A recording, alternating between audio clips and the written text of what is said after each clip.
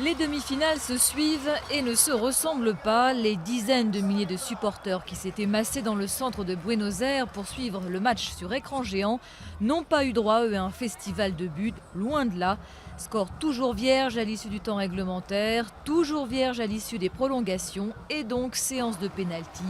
Et donc après tant de suspense, explosion de joie quand l'Argentine s'impose enfin face aux Pays-Bas par 4 tirs au but à 2. Je ne pensais vraiment pas qu'on allait gagner au pénalty, mais bon, le gardien a assuré.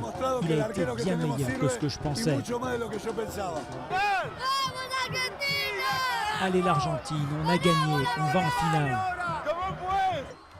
C'est ce tir de Maxi Rodriguez qui envoie les Argentins en finale face aux Allemands, comme en 1986 et en 1990.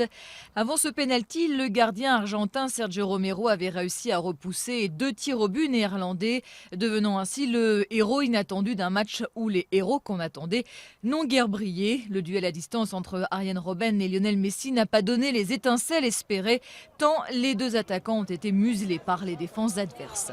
C'est donc au terme d'un match verrouillé, bien terne, que l'Albiceleste s'est qualifié, mais peu importe la manière pour ses supporters venus l'encourager à Sao Paulo.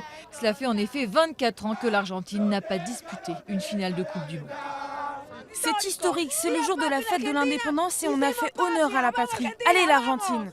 Les Néerlandais, eux, évidemment, accusent le coup à la sortie du stade de Sao Paulo. Cette fois encore, les vice-champions du monde vont quitter le mondial sans trophée. Voilà comment je me sens, dans mon cœur et dans ma tête. C'est une manière terrible de sortir. Ce match n'aurait pas mérité d'avoir un gagnant. Ça semble très injuste. À Amsterdam, les supporters qui avaient bravé la pluie pour suivre la demi-finale n'ont guère été récompensés. 3 fois finalistes en 1974, 78 et 2010, les Pays-Bas devront cette fois se contenter de la petite finale. Rendez-vous samedi face au Brésil.